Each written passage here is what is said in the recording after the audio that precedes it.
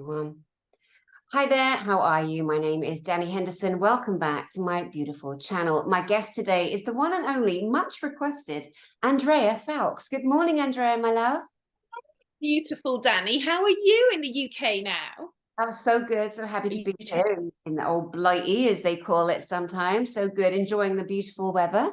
I bitched and moaned about Britain for so long. Oh, it's so grey and the clouds are so white. And actually, it's bloody fantastic. It's such a passionate weather system, its own weather system. You never know what's going to happen one second to the next, which quite suits me and my personality. Anyway, Andrea, let's focus on you for a minute. You have a 23-year plus history of taking care of people as a therapist, as a spiritual mentor, helping people greatly with their inner child healing, their trauma, their recovery. What say you to that? And share just a bit of your background, please, and what you can offer. Thanks, Dani. Well, I've been doing this now. It's like when you start counting on your fingers, you're like, oh my God, it's my 23rd year of doing this full time without a break, non-stop, day in, day out. So I think what that's left me with is like a wealth of experience. Like you can have this intuitive knowledge, which is, you know, what I came in with, which is when I had my awakening, you know, 20 odd years ago. That was what inspired this. But actually, and as some people know, I was very lucky. I ended up on TV. I'm always saying this because that gave me so much experience from being on This Morning in the UK and then doing 2 series of a show, taking celebrities back to past lives. And although we only showed the fluffy aspect of that, you know, I never stopped seeing private clients. And the work that I do privately isn't just past life regression. We're weaving, in my experience, we need to weave between past lives, inner child, ancestral, deal with entities, and also I sing light language codes with people as well. And I also go between lives. These are in my longer sessions in person for 2 hours, but I work a lot online. I personally like Skype. So, but I don't look at people because I'm just tuning in to what I call the emotional Akashic records. And I'm very specific that I'm working with the emotional Akashic records. So we're going back to the origin of your emotional trauma, whether that takes you into past lives, or a lot of trauma is womb trauma, inner child. And when we say inner child, we mean anything from, you know, being in the womb to present day. That's the inner child. And so then we have the ancestral healing. So that's not your soul lineage, that's your birth DNA lineage. So that's what you've inherited from the ancestors. And so we need to look at sometimes the stories of our ancestors. And in my experience, it's like a metaphysical toolbox. You need to rumble between all these things at the same time for the client's biggest healing and biggest soul expansion. And thankfully, I'm very gifted intuitively and be able to read these emotional Akashic records. But what I'm doing in person is regression. And I would say everybody benefits from regression at some point, especially if they live wherever you're going to be at that time. It would really benefit them to do that. But I don't like it where people or therapists say, you need 10 sessions, you must buy a course of 10 sessions. I don't think we need that. I think we need to empower. If we're helping people empower themselves back to themselves, yes, there will be a level of self-sabotage of, you know, if they've got entities attached, the entity might be telling them, don't go to see her, you only need 1 session, or you don't need to see her, don't listen to her. But once they do the inner work and they do the sessions, they realize that these little voices that they thought were helping them were actually sabotaging them, you know, and stopping them from empowering themselves back to themselves. But then we have to look at how those little beings have got attached to them. And they're not all nasty, snarly, demonic beings from lower astral realms. Sometimes they're just lost little souls from this planet, could even be children. Yeah, very true. Now, you mentioned the Akashic Records, or as Cryon, another spiritual voice out there would say, the Akash. Either way, the Akashic Records, as we understand, are literally and literarily a recording of our life, our past lives, our way down the past lives, our on and off planet lives, and everything is recorded. Everything is recorded in our cellular memory. But there is a place, I went to it once in meditation. I thought it was a bunch of old bollocks, a make-up, wishy-washy spiritual nonsense thing. And I was so shocked that as we went into this meditation and were guided into an elevator, up the elevator, and then suddenly I'm in this library and there's a book and it's got both my names on it. I'm like, I did not make that up. That is real. And so for me, I was able to access something without trying, which is the thing. The more we energetically try and make something happen, we try and use physical force, we try and use like, oh, manifest, abundance, some of these ridiculously outused and overused and outdated words at the spiritual revolution that was hijacked horrifically in so many ways and levels, impressed on us to use, forced us to use, told us this is how you get to spiritual enlightenment, ladies and gentlemen. But we've also come to understand that like religion, if religion doesn't work for you, you go into spirituality, ideally as a seeker's journey, which we're all on as individual souls inside these vessels. There are traps everywhere. Let's I think the thing is, I never used the word Akashic because one, I couldn't say it for many years because I can be slightly dyslexic. So I never said it, but I say the word Akashic now. But my interpretation of Akashic is emotional Akashic. So I am naturally gifted in this. I don't need to do anything to access this information for people. I can just I don't need to look at them. I can just tune into their voice vibration, and I can see what is troubling them emotionally. So for me, the key of the Akashic, from my perception, is I am looking for the emotional trauma that you have not resolved. So that emotional trauma will bring maybe a story of a past life, or it might bring emotional trauma from a galactic lifetime even. Or it might just be from this lifetime, the emotional trauma where the soul fragments off, a part of you fragments off and stays stuck in that time, linked to that event that happened that your conscious self doesn't even remember. It's not necessarily a conscious event you remember. Sometimes it's a conscious event you remember, but a lot of the time it isn't. And that's why you need outside help, because the whole point of the work that Dani does, I do, we're empowering you back to yourself. But at some point, to be empowered back to yourself, you've got to trust somebody to help you take your power back.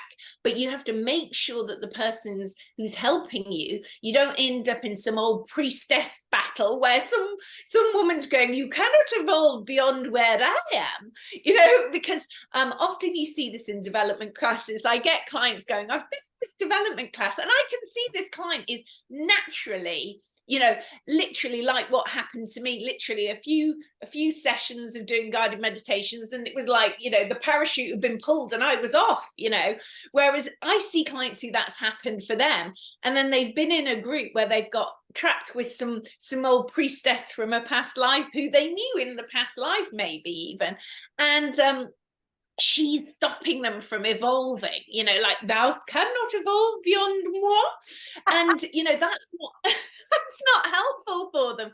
They really need to be able to go, what, it's okay. And maybe even in those little sessions, I'm giving them permission slip to go, you don't have to stay where this woman or man tells you to stay. You can evolve beyond this, but maybe we've got to go back and see where your fear of evolving beyond the teachers come from. Maybe that's a past life trauma, maybe that's a trauma from childhood, maybe you've even got a little entity attached saying, no, you can't evolve further because I might lose you and you wouldn't be there for me. And so there's complexity. Definitely. And it's so true. And so just giving people the idea and the truth of their own reality without touching the Bible, which people always go to the program of the Bible. That's not where you get all your information. Oh, blasphemer. Please, if you get triggered at this point, please notice it is a program inside of you. It's got nothing to do with me or Andrea. It is about you getting triggered, consciously or unconsciously. Choose it or don't choose it. But if you get triggered and go, oh, the Bible, you are owned, friend. You are owned. Free will does not exist in you in that moment. Andrea, let me finish. It doesn't exist in you in that moment. If you get triggered by the Bible and you decide that we're blaspheming, and which of course we're not, we're telling you the truth, it means that you are owned. Now, you might also be owned by an entity that's stopping you from growing. Okay, you could be the most famous spiritual leader in this planet right now. I don't care. Andrea doesn't care. Nobody really cares apart from you. But if you are that person out there as a spiritual leader, then you best be aware that you are still open and vulnerable to attachments, to entities, whether they're demonic, whether they're pretending to be angels, whether they're mimics, you know. So everyone needs to have a heads up on the awareness of what an entity is, what a demon is, what an angel is. And you empaths out there, you beautiful, kind feelers, you are one of the most vulnerable groups. Andrea, please continue your thought. Yeah, empaths, it's really interesting because in my experience of regressing people who are very empathic, beautifully kind souls, like the sweetest souls that ever came to the planet, they can hoover up, often they hoover up the deceased souls of children. So they end up with deceased souls of children because they're like a mummy figure. So the little entities feel, the little lost children feel safe with them. So often when I'm regressing them and, you know, I'm pushing your consciousness into the background. So you're like the observer going, oh my God, what am I saying? Where's this coming from? Ooh. But, you know, you can tell it's an absolute truth. Once you've had that experience, people go, you know, even when I used to film this for TV, we were doing this, but we weren't airing this, even though initially they were like, oh my God, this is like TV gold. But ITC rules and regulations wouldn't allow us to broadcast about entities, but they did let me speak about it twice on a show called This Morning, but I spoke about it in a fluffy way, and you can see that on my YouTube channel. But when you go back to people having little children entities attached, so I'm pushing their consciousness into the background, the entity might come forward and it might go, I'm 5, and you'll see their face crumple and literally look like a child, and you're in the background going, oh my goodness, what am I saying? This is so obscure, you know. But this emotion, and people usually describe that they can't stop the emotion that comes forward. It's like, you know, a tidal wave of emotion, and you know,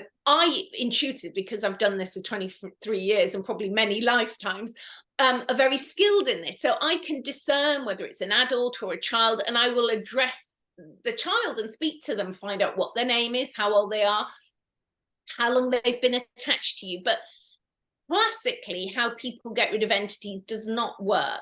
It might work temporarily and you might be lucky, but really you have to go back to the cohesion, and cohesion is emotion. And that's why I talk about the emotional Akashic records. So if you don't go back to the emotion that you held on the day this being, it might be a child, might not be a child, but whoever it is, if you don't go back to the emotion that you were going through on the day this entity attached to you, could be a little soul, could be even a lower astral realm being, could even be a naughty fairy or pixie, because there are good ones and naughty ones, and we've talked about that I think once before with Elena in a video.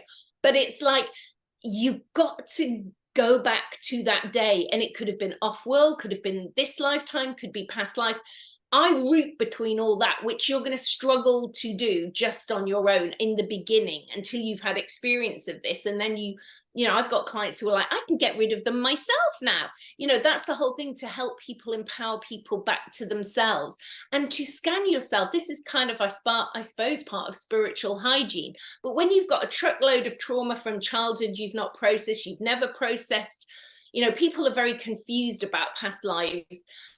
They don't understand past life regression as a therapy is a really deep healing tool to turn all the past lives into the 0 point field, where you're not triggered by the story of the past life. You're not glorified by who you thought you were, because I've been doing this 23 years and in general, nobody goes back to being anybody famous. You know, it's really getting back to healing the trauma. You know, a lot of it is loss of love, lost loved one, I will never love again, or, you know, kind of it's not safe to have children sometimes because maybe in the past life you died in childbirth or your child died and you decided, oh, it was just too upsetting, you don't want to be a parent again. And that could be a man or a woman. I've seen that happen. So we've got to clear all this so you can live in this lifetime, in this reality, fully functioning without, you know. Also the other thing is people stop their abundance, you know, and that could be money, and money isn't a bad word, but you could have entities stopping you from earning a living. You know, you could have past lives stopping from earning a living. You could have beliefs from childhood running that stop you from earning money because of what your parents because what happens in the first 7 years of your life is the programming of what happens for the rest of your life if you don't go back and clear that, isn't it? We've talked at a little tangents.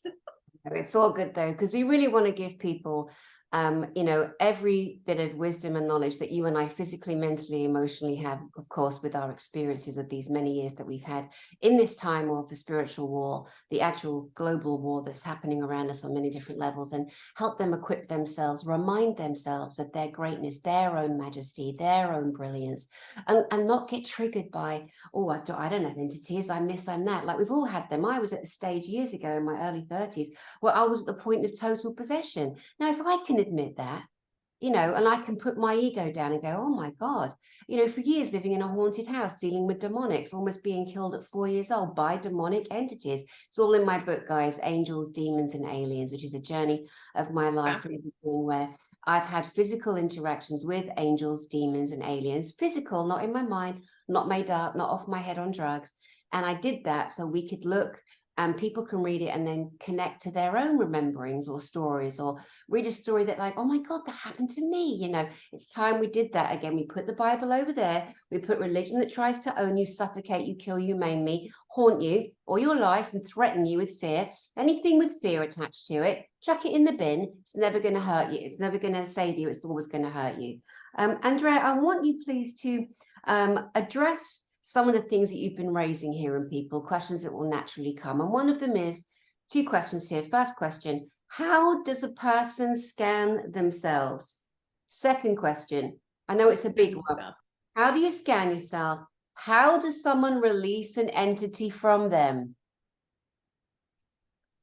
It's hard to explain it because I'm all about giving people an experience. So you'd kind of have to watch somebody doing this in general, but you could just, you know, the thing is, it's hard to do it on yourself. That doesn't mean you can't do it, but the more inner journey work you do and the more you go inside yourself and the more you set your intention for authenticity, for honesty, for discernment, for integrity in your own being, as you start to embody those emotions in yourself, anything that isn't of those is you're going to feel when you feel like a sabotage, you know. So if you feel like sabotage happening to yourself or a voice in your head saying, oh, you don't want to do that, but logically it doesn't make sense because it's actually a very good thing that you want to do.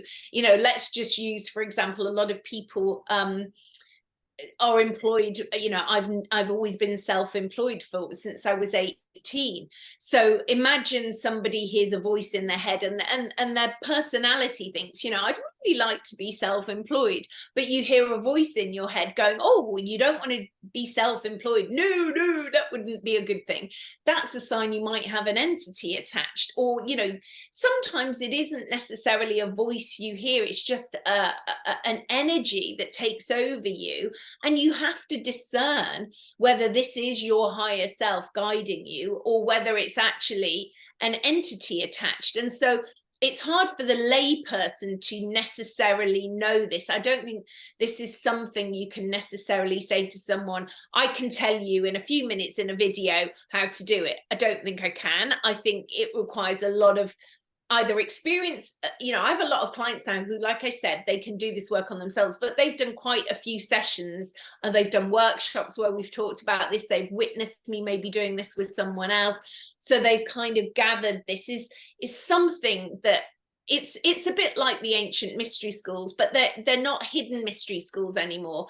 But the thing is, most people want to run before they can walk, and they're like, oh, quick, tell me how I can do all this. I want to have all this knowledge and wisdom, but I don't want to have to go through 23 years of experience to get that wisdom. And I'm sorry, the truth is, some of this stuff, you're not going to pick it up straight away. It's like, I've got a client just now, and she genuinely knows she's got entities attached, but she has a lot of trauma in her neck area, because when she was born, the birthing experience of her mum birthing her meant that her mum was paralyzed after this and disabled, and she had a 9-year-old brother at the time when she was born as the baby, and the brother was so angry that mummy wasn't the same after this. You know, you've got jealousy often with siblings as well, which can bring in naughty pixies and all that kind of stuff. Historically, that's what I've seen.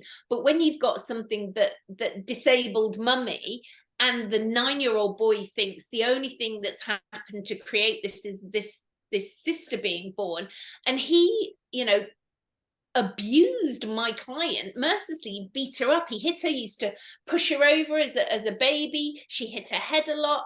She has a lot of trauma in her neck area from this experience, from her brother trying to strangle her, get rid of her, you know, and you've got to clear all this trauma. So she has a weakened energy field. So when anything negative comes in, and she's got a lot of fear and anxiety in this lifetime, which isn't just from the subconscious, you know, she is acting fearfully and with anxiety. So she's got to go in and realize that the weakened point of her energy is her neck. It might not be the neck for you. You might hoover up things in your solar plexus.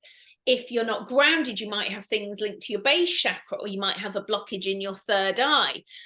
So it's wherever there's a weakened cell memory from trauma, and it could be this life, could be past life, energies and entities will attach through those weakened portals in your energy field. That's how they get in.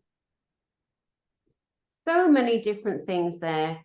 I just remembered something, and it's so funny when we talk like this. Obviously, it brings up a lot of feelings, memories, thoughts, and then obviously we're here to share as much as we can.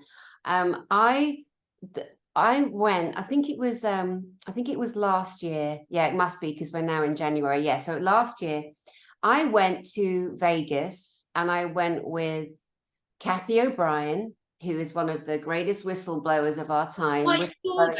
Yeah, whistleblowing on the government, of what the government programs do to children and young adults, and sex mules and sex tools and spies and all of that. And her book is The Transformation of America. And I was with, I love that. Yeah, I was with Kathy O'Brien, I was with Sasha Stone, we were with Mel Kay, we were with Roseanne Barr, and we're all sitting backstage. And it was right before Roseanne was going on stage, and she was getting it was so funny, she's so funny, getting her eyelashes done. And I'm standing with Joanne, who is Joanne Alvik, who I work with. She does some marketing for a lot of marketing for Sasha Stone. She works with me on things too. I love that lady. And there were some people there. Who was the woman? Judy Mikovich. Judy Mikovich was there. We were all backstage. Yeah, and it was the Awakening tour. There were 5,000 people in the audience. You know, I was just there to hang out with friends for the weekend. And I'm getting to the point, guys. Not just name dropping and showing off and puffing up my you know, YouTube image here. And I remember all of a sudden feeling this energy come over me, and feeling violently sick, and it shocked me because it took me by surprise. Yeah.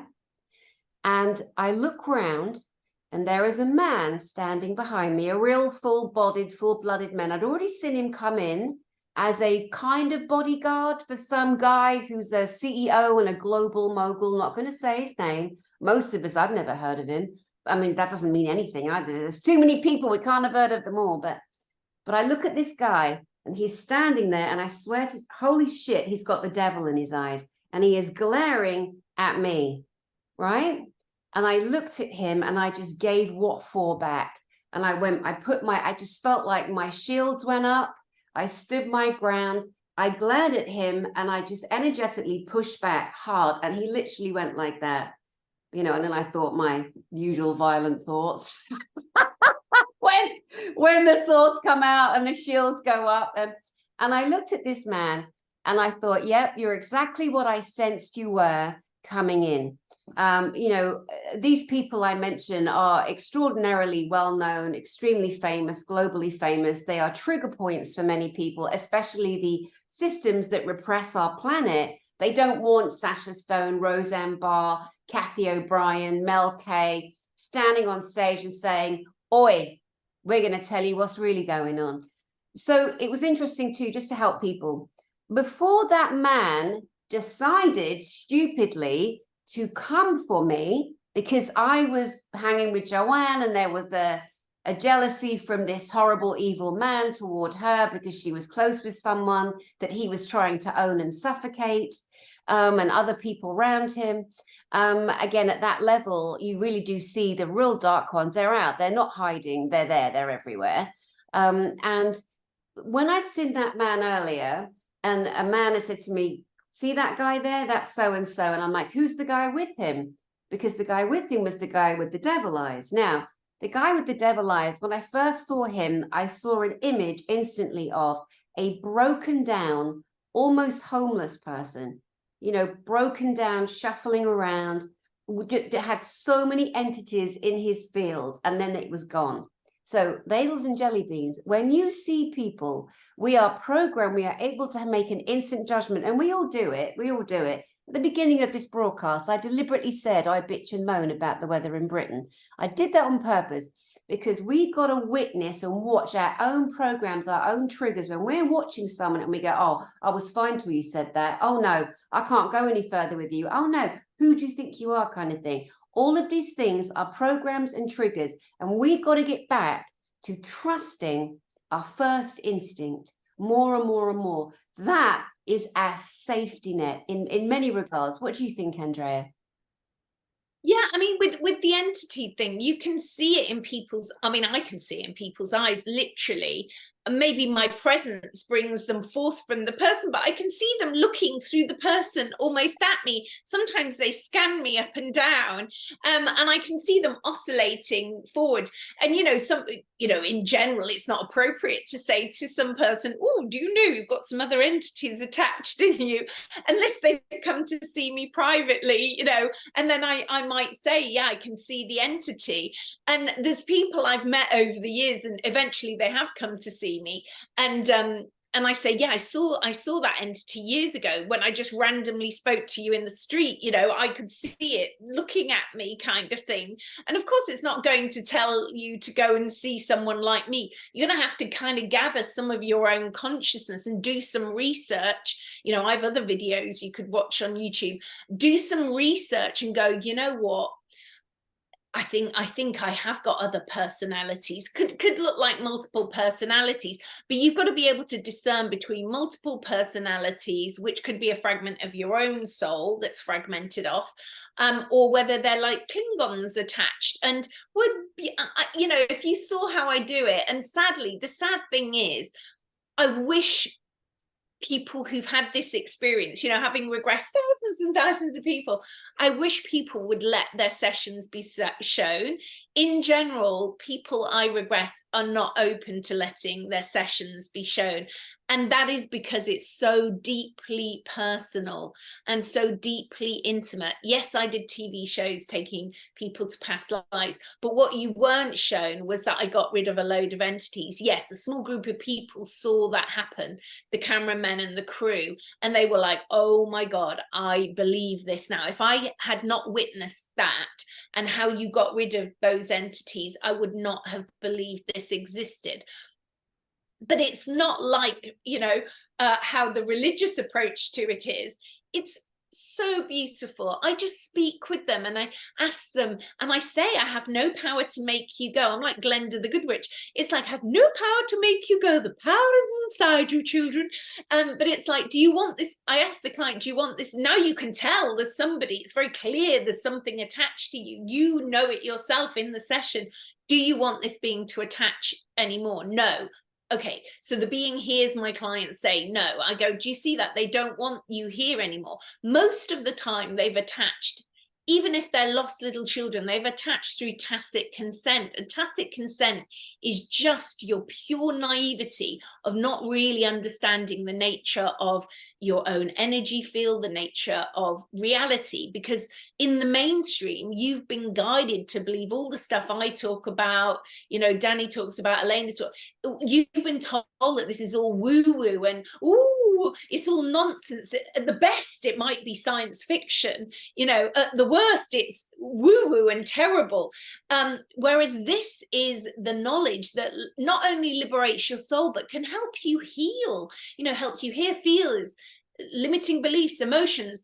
In many instances, I work with people and it heals their physical bodies, you know. So if you knew how powerful you were, and if you understand that the mainstream is not going to let you know how powerful they are, their whole industries in selling all kinds of twinky twonky stuff, food, all kinds of things you don't need necessarily, are not to empower you back to them yourselves, or to keep you in a limited bandwidth of reality.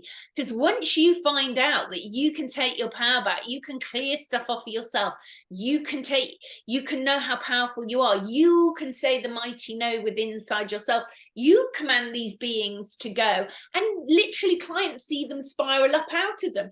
When they've had little kids attached sometimes, and I've spoken to the kids, you know, like they didn't know they died, they got confused, they were in an accident, and the next thing they died. And maybe they didn't attach to my client, they've been attached to other people, but my client seemed kindly like a mummy, so they attached to them. And then I bring their real mummy, who, because you have to make sure they, if you're bringing loved ones to collect them who, you know, are coming from a soul level, that they did have a good relationship with them. Often they'll go bye-bye, and they wave as they're going, and they just spiral up. And sometimes they go, here for a long time, and they desperately want to carry on their own soul's journey to wherever they need to go next. It's not a full life, even if they loved my client and they go, well, I loved her, we were beloveds, you know. And then my client wonders why relationships never work out, because this person they did love in a past life. And often I have to take my client back to see the past life where she knew this person attached, from her soul perspective, and then we might look at it from his soul perspective of how he saw her in that past life, and we clear all this, and then she's like, okay, I did love him, but I understand what you're saying now. It's time to let him go.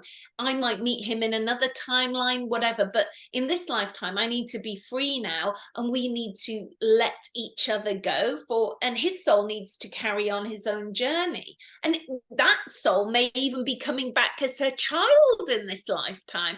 And that can't happen if he's still attached to her. So it's very multidimensional, fascinating, isn't it? Yeah, it really is. And, you know, I can attest to the great work that you do, because when my beloved fiance suddenly passed, I did come to you to help me with my disabling grief, was the best way I could put it right now. Yeah, I was completely zombified. I wasn't functioning. I just wanted to die. And I was so heartbroken. And heartbreak literally is a physical thing. I mean, real heartbreak is actually physical. And you can feel your body dying and your life force essence just leaving you. And you were remarkable in my recovery again. But I, you know, knew before then, and I'm just happy to attest, obviously, how brilliant you are. But you can't do that for everybody, obviously. So I do want us to share a couple of tips with people watching, and guys out there. You know, it is your job to get right with you, right? To get right with you and your healing, to own up to the fact that you're probably carrying stuff from the womb to the present moment, and that it's going to help you, benefit you to get clear of your spiritual, emotional, mental, physical, disabling baggage from your whole life, okay? Not just talking about taking responsibility for the stuff that you did, that none of us are always that good at taking responsibility for, but just helping you clear and get grounded. And so how would you briefly, Andrea, tell someone how they can scan their own body, whether they're going to choose to do the inner work or not. How can they scan their body to honestly look for attachments? I mean, you could stand and look in the mirror. Maybe you might see stuff in the mirror.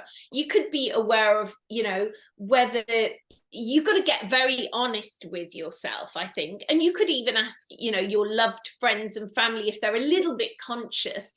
You know, often, you know, it's when we get triggered by people emotionally. Like, actually, next week, this is quite a story to explain it. So I've got some clients of a certain culture that are very open to understanding that there are entities. So normally I wouldn't let somebody sit in on the session, but the daughter sat in on the mother's session, an adult daughter, and because it was during lockdown and there was nowhere for people to go. So the mother had this entity attached, and the entity, you know, came forward. And I thought, gosh, you know, I was concerned that the daughter would be shocked at this, but she whispered in my ear, I know this entity. I know this one. I've seen it. So, you know, when we trigger our loved ones emotionally, sometimes we're like, 1 minute you're you, the next minute you're like, and your family like, oh my god, it's like they're not themselves, you know. And we say these giveaway statements, I was not myself. No, because you got taken over. So the emotion that you triggered in that moment triggered an entity maybe to come forward.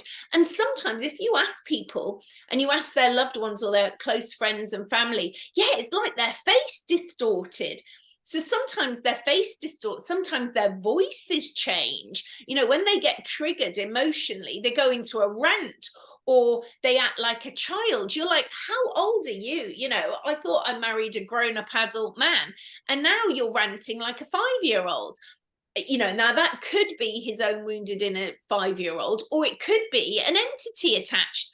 You know, or they're acting like they're in a Victorian era or something. All of a sudden they're saying odd words that are very otherworldly, of another era. Could be an entity attached. These are all signs that you might have entities attached to you that are stopping you from living the full version of you as the adult in this lifetime. Like, I know a girl who, you know, in certain situations, she would start talking like a child, you know, and it would be really like, you're a really powerful adult businesswoman. And the next thing you're talking like, oh, yeah. And like, that's a sign of an entity, you know, like she's acting like a 3-year-old toddler, you know, and then they act all coy, like, you know, yes, you can be a cutesy person in your personality, but if you start going around going, you know, that's not you. That's not an adult. That's something that's in you that's you know, affecting you, isn't it? Oh my God, it's totally, you bring to mind a woman I knew years ago who was dating a friend of mine, and they were visiting from the States, and she bought a bloody teddy bear off the plane with her. She bought a teddy bear off the plane, a grown-ass woman, right? She's here to meet my friend's family, yeah, as a potential wife. And she put the little teddy bear in the back of the car and did the seatbelt because you got to be very careful. I wanted to punch her. Like, stop it, you silly cow. No, like, stop it. But that can be, you do, I mean, in all compassion to people, sometimes when you see grown adult women doing weird things like, you know, collecting China dolls, and this usually, and it might be a broad statement, people might be really offended, but in general, it's a wounded inner child. I could more or less formulaically tell you they had a traumatic childhood, and they probably in emotional, to self-soothe, they revert back to being this little child. But you're an adult woman, and you don't need to collect dolls' houses and play with little dolls' houses. And I bet you that was what they did to soothe themselves in a traumatic family dynamic. You know, whether there was abuse or loss of a parent or whatever was going on in the inner child. You know, yes, I've got my childhood teddy, you know, but I don't really, you know, I might cuddle it occasionally, but I haven't got them all lined up. You know, I'm an adult now, and that doesn't mean there isn't a little girl inside me that likes to play and colour and have fun now, and, you know, in part of my life. But I'm not a child. I am an adult woman. And you know, if you're going to be a successful businesswoman and you want to be a successful human being in this lifetime, you've got to clear this backlog of stuff in the background. Otherwise, you're just like, and I hate it when I see these adult women. I mean, you see a lot of them in Glastonbury. It's like you're a woman in your 60s, but you're dressed like you're a little girl. Wow. Yeah, I mean, the woman I'm talking to, she was showing a physical trauma, and that she was revealing a program from a child. So the teddy bear represented her being a good girl, and she needed to be a good girl to impress the man's parents and family and friends, etc. Yeah, so of course we have all the compassion needed. I still wanted to slap at that when I saw her, but you know, let's just put it in perspective here. This is what we're trying to do, right? I want to talk about the scanning. I'll tell you how I do it, very many different ways. For those of you that are practicing seeing through your third eye, the best way to do that is to close your eyes, take a deep breath, and literally look through your third eye, look through the pineal gland, look through the center of your forehead, okay? And just imagine that that's what you're doing. But take your attention and your focus here and get in front of a mirror, as Andrea said, and look through the third eye. Look at the energy outside of you. Don't overthink it, just do it. And as you're looking at yourself, you're going to see, feel, imagine, sense anything that might be in your auric field, in your electromagnetic field, and you just locate. You just locate, you start somewhere. You have to start somewhere. If you keep looking at books and not thinking you can do anything, then that's right. Keep looking at books and you won't be able to do anything. Take an action. One other thing. Make yourself clear. Yeah, one other thing they could use, I'm just thinking if I've got one here, hold on, I have, might be an old one. Okay, now the thing with pendulums is you can override it with your subconscious mind. I used to teach pendulum workshops years ago, but how you can override using a little, see a pendulum, get it to ascertain yes or no. So for me personally, it goes clockwise for yes, and then I say, show me no. See, it changes direction and goes the other way. And then I have the don't want to answer. It goes back and two. Can you see it going back and two? Yeah. Now, if I just did this and said, have I got entities attached? Yes or no? Okay, it's saying no. But I could override that. I know how to override it with my ego. So what you could do is just get a piece of paper and write some questions on a piece of paper, scrunch up the pieces of paper so you don't know which is which pieces of paper, and then just dip it over that question that you've scrunched up on the paper and ask, is the answer to this question on this paper yes or no? Yes or no? And then you're not getting your ego involved. Is that helpful, do you think? Yeah, I think that's somebody who's a little bit more advanced. And anyway, anyone who's triggered by the pendulum, just okay, take a breath. It's like a gun. Depends what the intention is in the hands of the user. It is not an evil tool. It is a tool of natural ancient divination. Okay. Came way before the Bible. It does react and respond to our electromagnetic frequency, our aura. And as you rightly say, it can be interfered with. When I was on television in Britain before, in the studio, I would often see these little black nymphs. And I'd never seen nymphs before. And the thing was, the studio next to our TV studio was full of naked girls jumping around on beds and grinding on each other. And so this building, this studio, it took on every entity energy. We had us spiritualists, us, clairvoyants, us lovers, us therapists, giving free information out and help and guidance to the general public. And then in the other room, you had all this, Babylonian, activity going on. Babylonian. Well, that's the other thing. Babylonian. That's how men, because porn is predominantly focused at men, but that's how men end up with these demonic, lascivious, dark, lower astral realm entities attached to them. You know, do not watch pornography. That is the lowest astral realm beings. And they're, which gets on to my other thing about the 1st and 2nd of February date. They're harvesting your louche energy, you know, they're harvesting this sacral energy that you have maybe had some trauma into your sacral chakra, so they can hook in through that.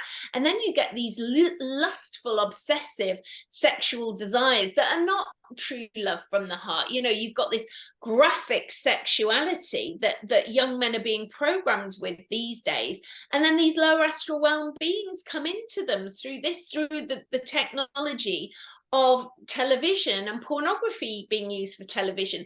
And that was what I was going to say about the 1st and 2nd of February. And I'm not an astrologer, but in some ancient astrology, apparently they believe that the 1st and 2nd of February is the most powerful time of the year.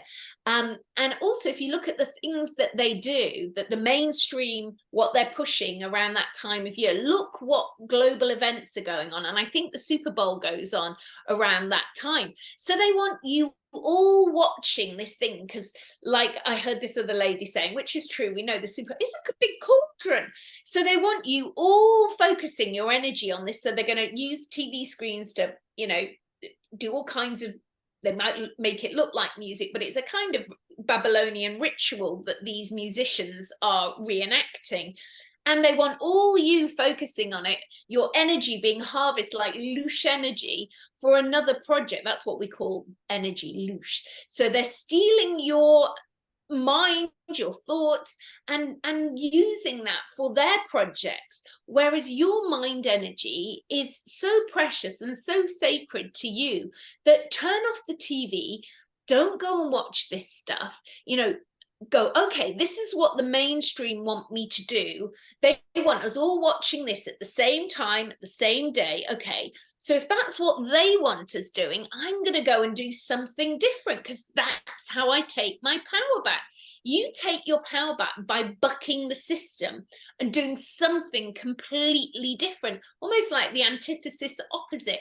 You know, don't listen to the music in the wrong frequency because they change it. And because I'm dyslexic, I muddle up whether it's 432 hertz or whether it's 440. They changed that in the 1950s to a lower frequency. When you hear the music on the correct frequency, whole of the ball game.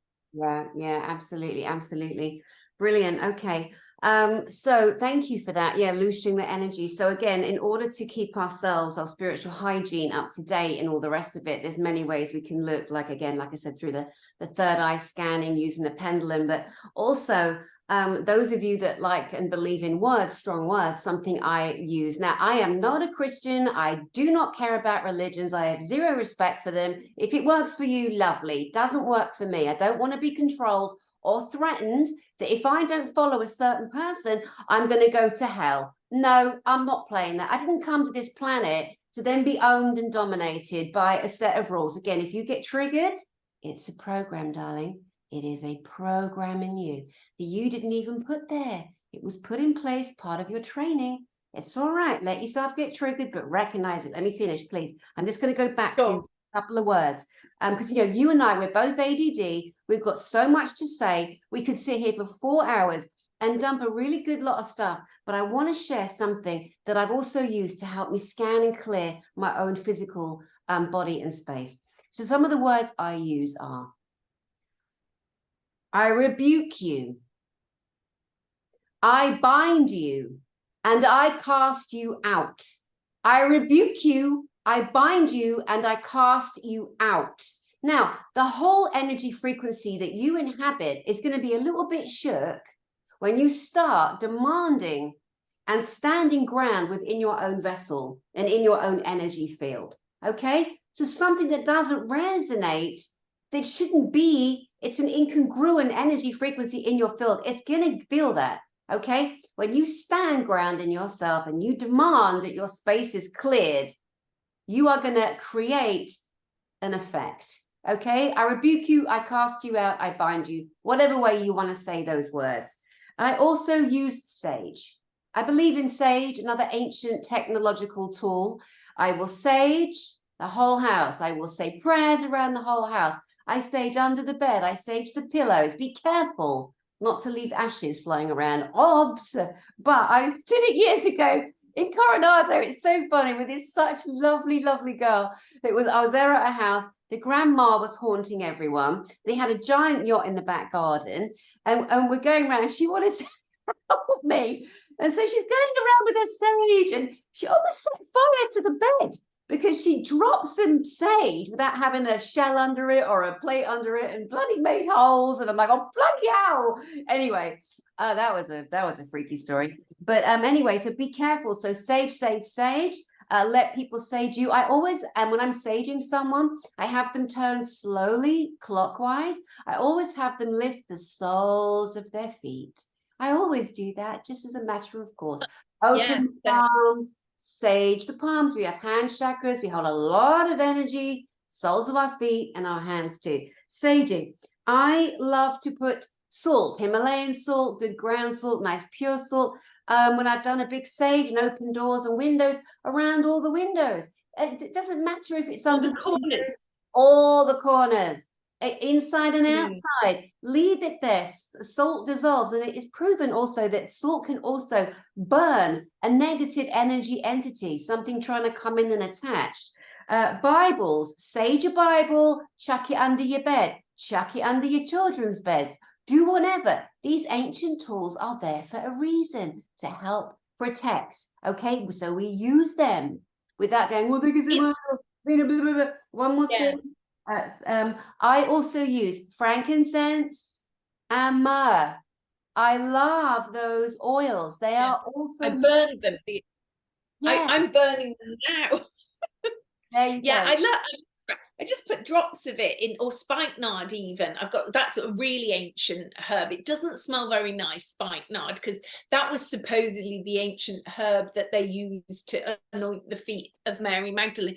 But again, it's like so much truth is mixed up with, you know, like they're using it for their agenda, whereas actually probably spikenard on the bottom of your feet was probably for a reason, you know, because the soles of our feet, you know, that's why I like to walk barefoot, because I can almost pick up the energy of the earth by doing that. And like, I love Palo Santos, which is an ancient wood. I smudge people when I do workshops. I always start the day with, I take each person outside individually, I smudge them, I sing a light language activation into their energy field, and we ask them what you want to get out of the day. Because sometimes when you're doing events, you don't want to share with the group because you're new and you don't feel comfortable with the group, but you want to set your intention. And even with everything, setting your intention that my house is my sacred space, put crystals in all the corners of the room, wash them, cleanse them, you know, cleanse your house, clear it out, open the doors, you know, let all the energy flow through. And like Danny said, you know, smudging your house is because the sage is antibacterial, so it's killing bacteria in your house as well. So we're such powerful beings, and if these entities, you can feel them, they're not in you, they're approaching on you. It's like the naivety of humanity is quite shocking, because I go, well, why didn't they go, well, I was terrified. I was like, well, why didn't you just tell them to get lost? You know, like the mighty no, get lost, you have no power over me, just go away, you know. And when you really embody that I am presence of no, the mighty no, you know. But nothing in this culture, unless you've had really conscious parenting, nothing in this culture is to inspire you to know how powerful you are. Because if you knew how powerful you are, the game's over.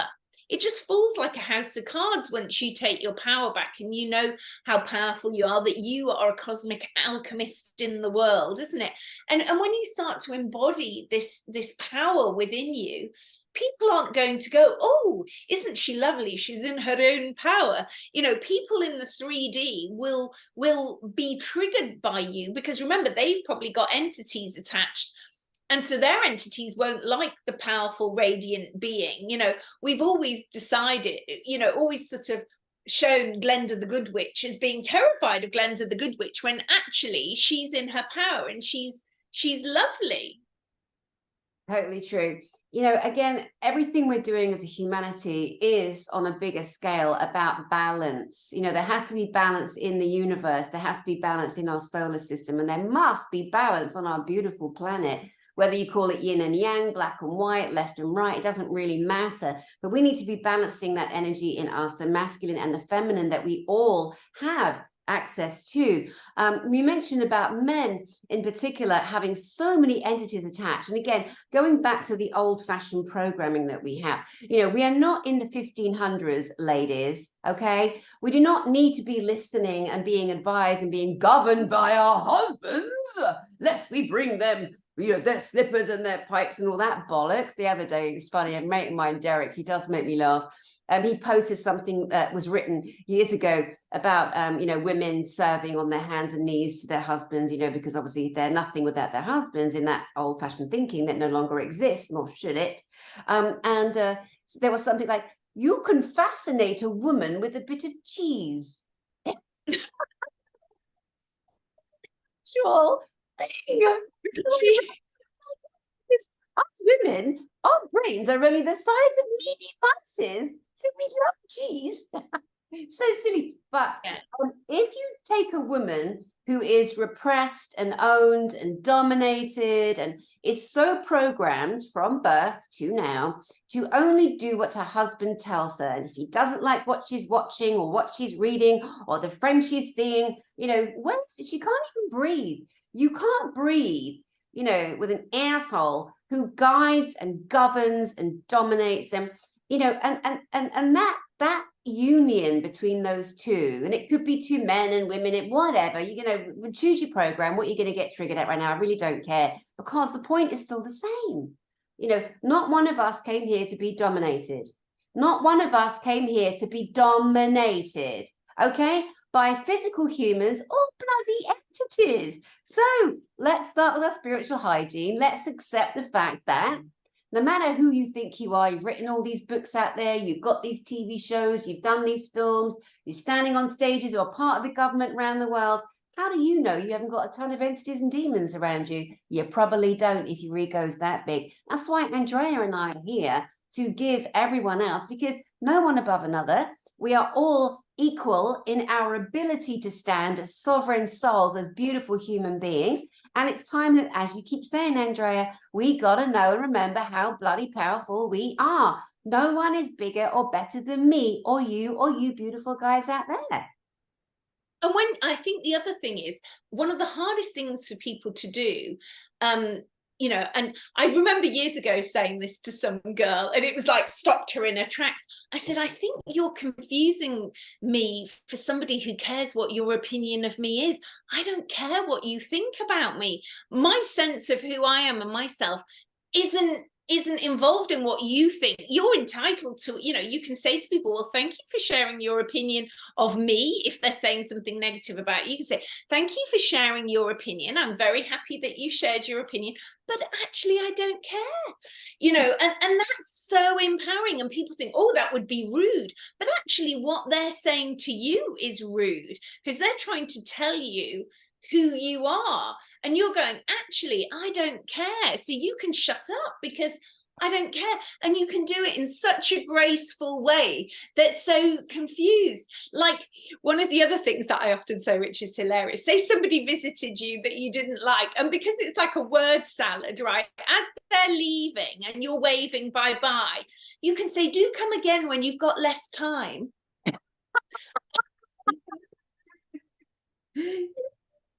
Yeah, you will override their mind. So great. It's so great. You know, one of the things that some people with ego, and guys out there, lovingly I say this to you, I've covered this so many times on the channel, Andrea, as you know what I'm about to say now, but those of us that truly believe that we have guides, we have a guidance team, Jesus, Mary, I mean, people give themselves, oh no, my guide is this and my guide is that. Well, well done, well done, well done. You have the greatest guides in the world. All the ancient ascended masters follow you. I heard one knobhead, or Ishmael Perez, that knobhead, saying that one of his guides is Babaji. Oh, just shut up and sit down, boy. For God's sake, it's so annoying. And a liar. Yeah, I did say that.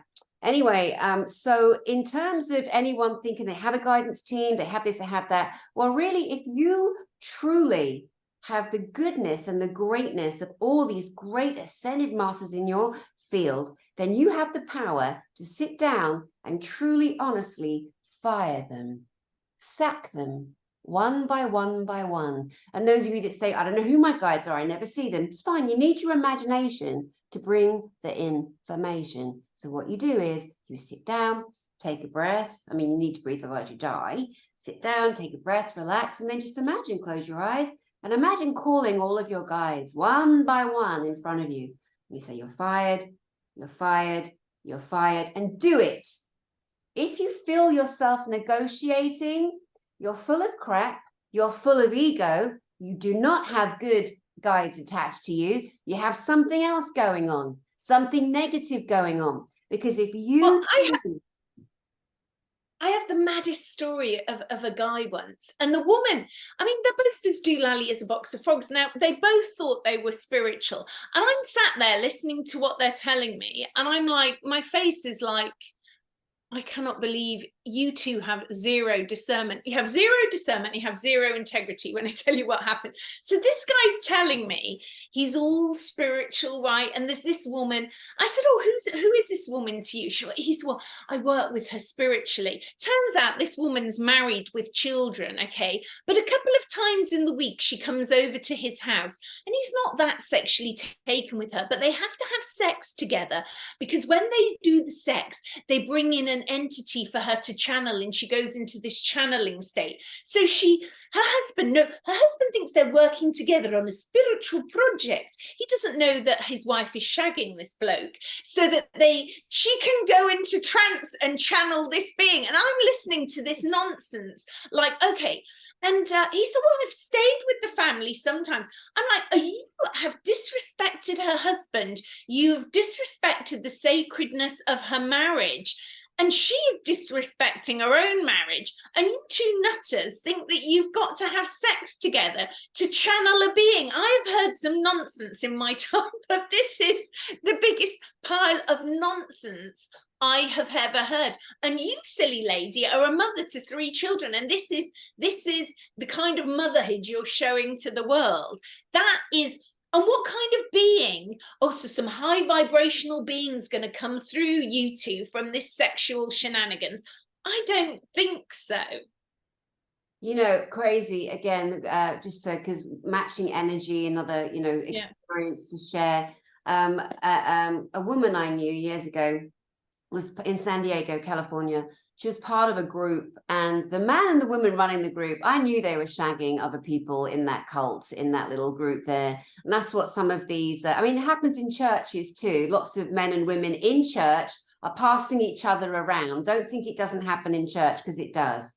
But this spiritual group, she'd asked me to join, and I kind of fell into it. I'm like, oh, I feel sick. What is that? And they showed me a picture of the man. I'm like, oh my gosh. No, thanks. You know, again, guys, trust your first instinct. Trust it. Doesn't mean it's always right, though, but trust what you get and look at why you got that. Anyway, this guy is going over to this woman's house. And the last time he went over to her house, they had sex. And she called me in a state, and she said, he came over. It was really great. We were having a session, a spiritual session. We ended up having sex. And she said, I feel wrong. And I said to her, he left something in you. And she threw up on the phone. He left something in her. So anyway, so she had to do her own inner work for a few days. You know, I'm not everyone's Muppet, picking everybody up off the floor. She did some spiritual practice for herself, and she came over to my office, and I saged her after doing a few other things. And as I was saging her after doing a few more things to get to this stage, I was having her turn slowly clockwise, and I was saging. I could feel it, and it was huge. It was this etheric, huge attachment on her back. And then whatever it was, the way I swept the sage, I felt it like that, and she went like that, and she went, oh my God, and she almost passed out. This is a God's honest, true story. She almost passed out. She went, she said, I felt it leave. Now, not everyone's going to have that physical experience, but it is possible for us to be able to pinpoint a shift in our energy field, in our energy frequency. And we want to keep our energy field pure. We want to use the words, we want to use the tools. And again, firing your guides, everyone. If you feel you have to negotiate with a guide, that is not a true loving guide. If you believe that somehow you've won the attention of Baba G or Jesus Christ or whatever, fine, because if these loving entities really are who they say they are, they're not going to give a shit, because your job is to ascend within your vessel. Your job is to grow your light, to be more of who you are. So you get everybody else out the way, you extend your beautiful light, and then those that truly are on your team and in support of you will join you after the event, because they're able to have access to the light you be, even when you've grown, because they're ascending with you, or they're at a higher level and are happy to support you in your growth. But those that aren't at a higher level, they cannot let us move. We can't grow. So if we're negotiating with our guides and we're scared to let them go, we've got entities, attachments, maybe even demonic. Yeah. And the worst one is, as you're saying that, is the spiritual people who say, oh, you know, they might not be married, but let's just say they're married with children. Oh, but I've been told that this other man who's not my husband, my guide says it's my twin flame, but because it's my twin flame, it's okay. This is nonsense. This twin flame nonsense is part of the false light matrix, and many egos are going to fall on the floor now as we say that, because, you know, yes, you can have soul connections, you can have soulmates, but you know what? If you're in a happy marriage or even an unhappy marriage, you know, just be very mindful of any beings who are saying that this person's your twin flame, and you're thinking, oh, but he's married and it's very complicated. Honestly, you're not meant to be with that person, or you're like, well, I don't really like them, but I'm being told that they're my twin flame. You're being bonded through this false light matrix, and it's nonsense. That it's not a truth. It's not a lost part of you. You are a complete being in yourself. If you're racing around the planet looking for a male aspect or a female aspect of yourself, I mean, what are the chances that your twin flame, okay, so think about it. If you believe there was only one twin flame, okay, what are the chances, just common sense, what are the chances of that twin flame being incarnated on the planet the same time as you now and actually being in the right age range for you to date them? Okay, so they've got to be within the right age range of dating you, and you'd have to be attracted to them, you know. And also, if it was your twin flame, tough luck, they're married now and they're happily married, but you're going to pursue them because you believe they're your twin flame. It's just a matter of time before you get their husband or wife out of the way, and you two will be a happy union together. This is nonsense. It's so sorry, I get very passionate about that one. This is so important, because, you know, people need to hear it, because then they can stop their own trauma and suffering and guilt and betrayal, you know, of the betrothed, you know, or whatever, the children, whatever, the awful pain we bring. The other great thing is, and thank you for bringing this up as a subject, it's so important. Those people who say, well, he's my twin flame or my soul, whatever the other, so the two sayings, the twin flame and the soul partner, the soul, I forget, whatever. And not to dismiss, because there's a beauty in everything, of course, but come on. The people that say, well, you know, he's my twin flame or my soul partner or whatever, and so therefore I must endure his addiction, his beating me up, or her sleeping around, or her whatever. No, you don't. Just because they're in your past life, you have to suffer in this life. Bollocks. Absolute codswallop, poppycock, and bollocks. Get a grip. You really think you're going to evolve by pain? We evolve by pain if we've made a decision to in this lifetime, not in any other. We grow through pain if we choose to, because we're addicted to trauma and we're addicted to drama. I had to let a friend go, and she was a really great, fun person.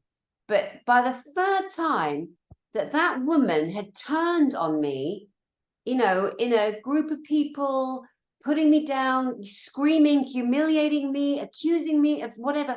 I'm like, you know what, dude, I'm sorry. Well, we cannot be friends. And she's emailing, I'm so sorry. No, 3 times I let it happen. The first time I knew I should have let her go. The first time I met her, I knew she was going to be a handful. Lovely, lovely person. The first time she did what she did, which was verbal abuse in front of her grown daughters, I'm like, wow. And then I thought, you should walk away. But it suited me not to, and I take responsibility for that. A second time she did it, I was like, oh my God, I can't believe you did that again. You did it again.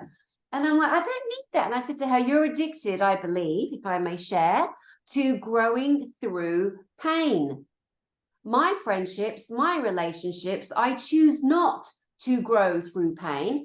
I let that drama train and that pain train and that violent train leave when I was about 24. I'm not going back there. So again, let's recognize what our mode of transport is that we choose in our growth. If we think we're going to grow by physical, emotional, violent, dramatic, painful pain, then we are. Things are going to happen that we don't have control over. Of course they are. But look at your own transport as you're going through your healing journey. And I think what you've talked about, the friendships and letting people go, I think that is huge just now, really big, about you don't need to tolerate these terrible friendships. It's not okay that they're, I've let a lot of people go. I'm like, I'm not going to let you talk to me like that. Snippy little comments, like it's a jealous, often it's a jealousy, and you can't sort of bring through with you people who are jealous of you, and you can't be less than who you truly are to make that person feel comfortable, because you don't want to upset the friendship. So you'll be less than who you truly are to keep the friendship, where this male or female might be passive aggressive and rude to you, or snippy little comments like, oh, it's all right for you, or this or that. Friendships are about balance. And yes, over the period of time, one time you might be needing to give a bit more, and another time that, but if it's always like that, I had a lot of people, it was always like that, I was always giving, oh, it's all right for you, Andrea, because you can do this, so I'm the one with the car, so I've got to always be picking you up, always doing this for you, I'm the one always paying for the coffee and the cake or whatever because I earn more than you. No, it's not fair. They're not balanced friendships.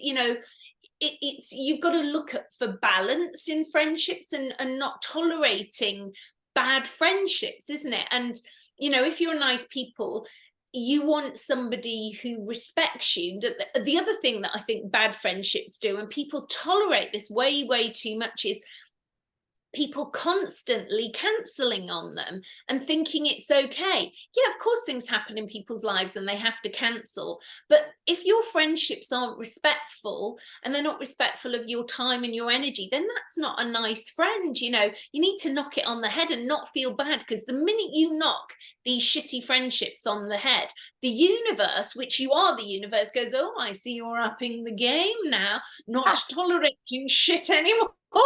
Let's bring in someone with a higher vibration, going to treat you a lot better. Brilliant. Yeah, brilliant. No, that's so true. It's so true. So the people that now might be worrying, like, how do I ditch my shitty friends? How do I not have to spend so much time with family members that just make my butt cheeks clench together like they've been super glued? It's very simple. You just choose not to engage. Now, you do the minimal. You make the minimal effort, because effort in is a connection. There could be an energetic match there. They're going to come and energetically match you back, or maybe they're looshing from you, draining from you, taking from you. The less effort and energy you put out, your output is going to be felt by them or not. They might try and come in a bit more. That's all right. You just stand ground. Just be neutral. Be that beautiful neutral bubble. Don't go into first or second gear. Stay in neutral gear. Keep your energy neutral. They will start to dissolve away. People naturally will drift. They might say, oh, you're a moody cow. You never come out and play anymore. I can't stand your face. God, you stink. Whatever. It doesn't matter. but they will start to move away from you. Their energy frequency no longer matches yours. Now, very important point. Do not be arrogant, as I have been in my past, and listen to other people who say, oh, they're so low vibe. Your vibe's so much higher, Danny. They're so low vibe. No, it doesn't mean their vibration is lower. Okay, that's not nice. They're on their journey too. Okay, let's not judge how the vibes are up or down. Let's just focus on us being able to release ourselves from pain or people putting binds around us that we've allowed. Oh yeah, we allowed them. They didn't do it to you, you allowed them. Let's be honest about that. Also, nobody makes you feel, oh, you make me feel bad about myself. You make me feel ugly. You make me feel stupid. You make me feel, no, you make you feel. Because you're responding to stimuli, verbal, physical, actions, whatever. And the stimuli you're responding to is formulating in your field, formulating feelings, thoughts, etc. But ultimately, you're in charge of how you feel. Now, I'm not saying if somebody punches you, of course you're going to feel, that's terrible. I'm not talking about that. Let's not be silly or extreme. Let's stay planted and grounded here. You are the one that decides. Like Andrea could say to me, God, Danny, you're so fat and you're so boring. I'd be like, oh, you bloody rude cow, you know, and I go, wow. First of all, because I always respond this way, oh my God, I always think, hang on, is that true? First of all, always catch myself now. Is that true? Do I need a bit of a clip on my own self? Have I missed something here? Very quickly, scan. No, I don't. Okay, that was rude. You know what I mean? So I can decide then to be upset by what my friend Andrea has said, you know, knowing I should say it and laugh her head off after because we're just being silly, right? But some people, right? See my point now, Andrea. Yeah. But also, I think in friendships, I think one of the other big things is, you know, I'm a lone shopper in general. I shop alone. I don't need the other opinions of other women, but some women do, you know, and the loving friend, you know, on the odd occasions I have done, and your friends try to dress on, and they go, what do you think? And you're like, no, it's your body shape. No, that is a no, you know, and you're not doing it to be horrible, you know, so don't say yes when you think, oh, she looks like a pile of shit in that. It's like, no, be honest and say it gracefully. You know, if you've got, you know, thighs full of cellulite and thunder thighs, then perhaps a skirt to the knee might be more advisable than, you know, a short skirt. It's you know, it's you being the loving friend saying, you know, unfortunately we're all made in different shapes and sizes and different things fit us differently. And, you know, when I was younger, I had a friend who was probably 3 times bigger than me. And we were probably 14 or 15 at the time. And we wore the same outfits, which was probably not a good look. But as friends, you know, and sadly for her, I was the slimmer one. And it probably wasn't a good look for her. And so, you know, as friends, you do go around looking like Tweedledee and Tweedledum sometimes. But it's like, it's not a good thing that we all wear the same things.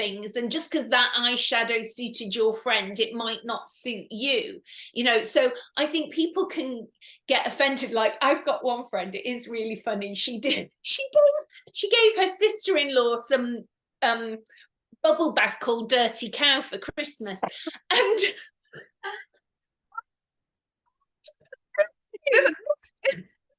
no, very funny.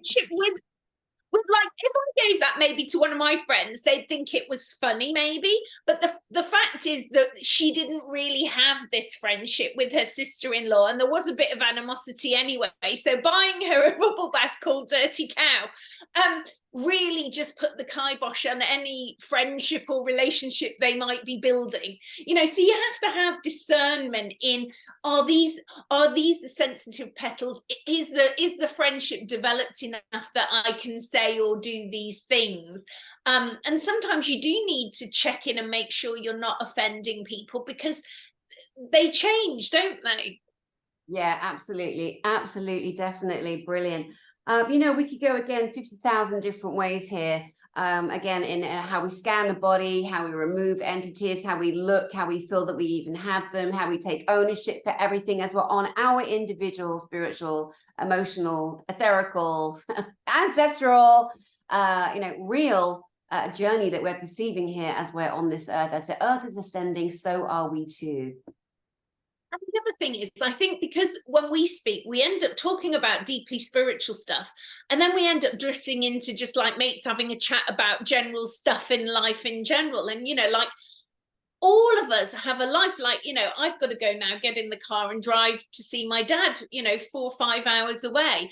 We all have regular, grounded, real human things that we have to do in the middle of our spirituality. It's like we don't all just sit around, you know, although there are breatharians, but we don't sit around just all breathing the prana and, you know, namaste all day. You know, we are all living real lives within the 3D, but living a different vibration of that, and we all deal with real life as well, don't we?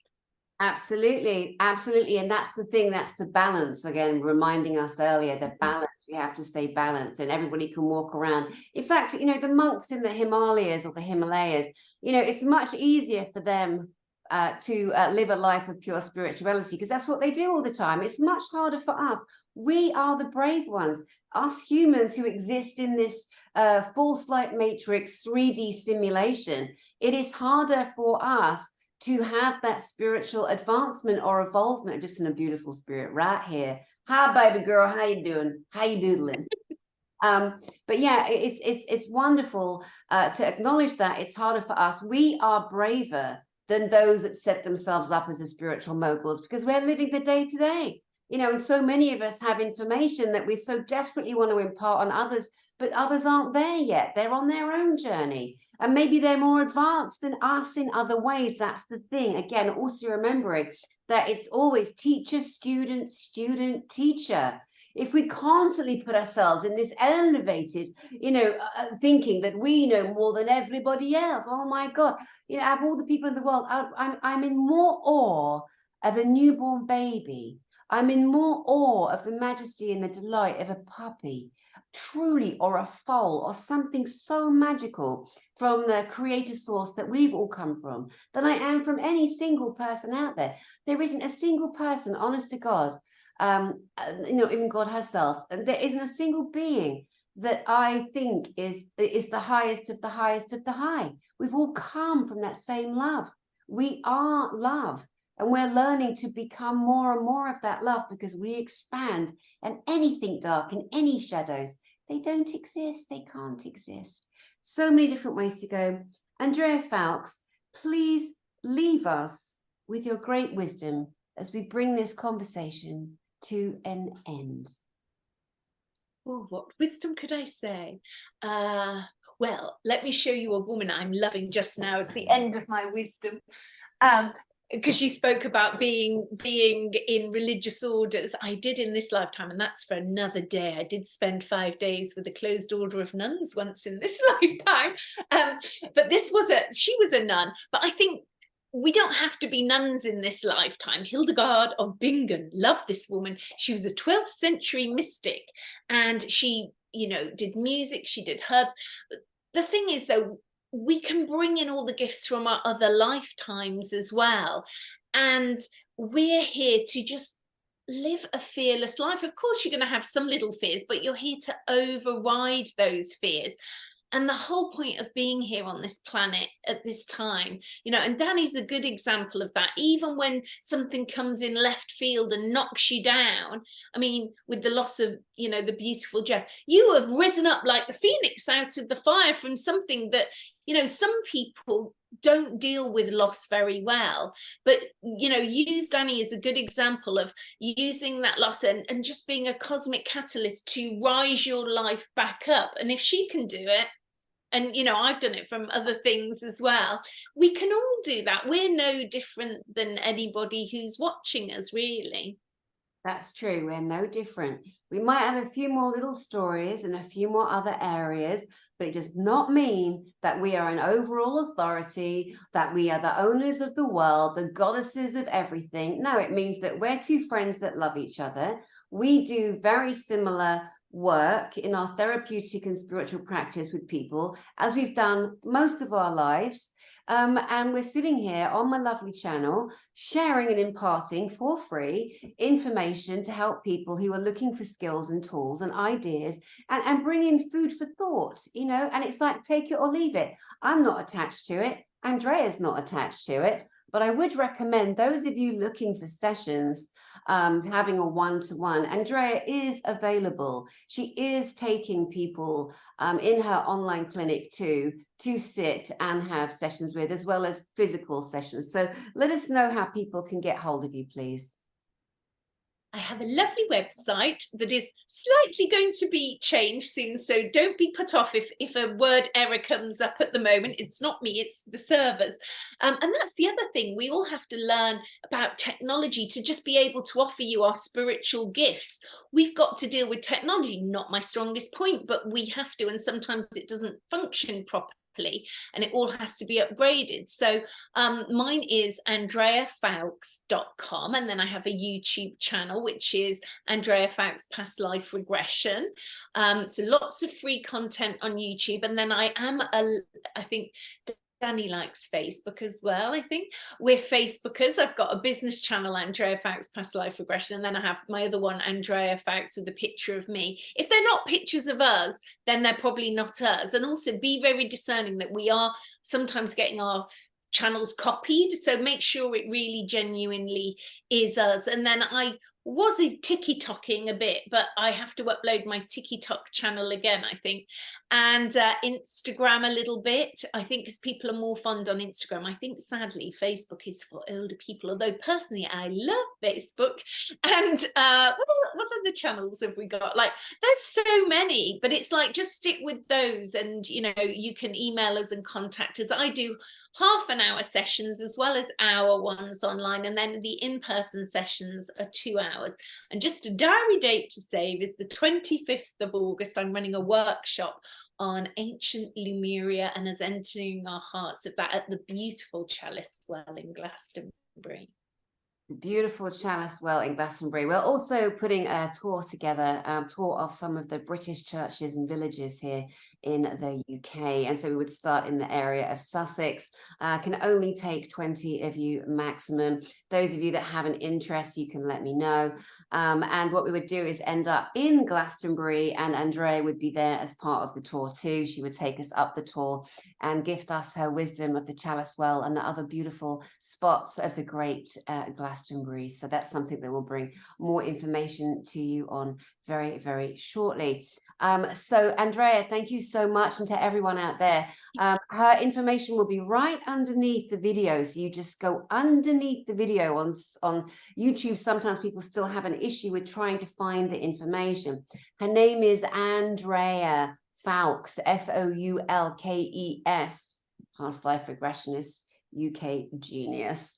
All righty, Roo. I'm sure there's nothing else currently that I wanted to mention. Oh, apart from, if you want to come to the greatest disclosure conference in the world, get your tickets for the Galactic and Spiritual Informers Connection, everything UFO alien, everything secret space program, everything military corruption, government programs, black programs. We have the best speakers in the world on those subjects. September 27-29, outside of Denver, Colorado. Just go to Galactic Spiritual Informers.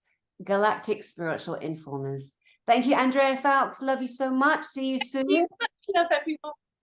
Bye. You guys out there, send love from my heart to yours, and we'll see you soon.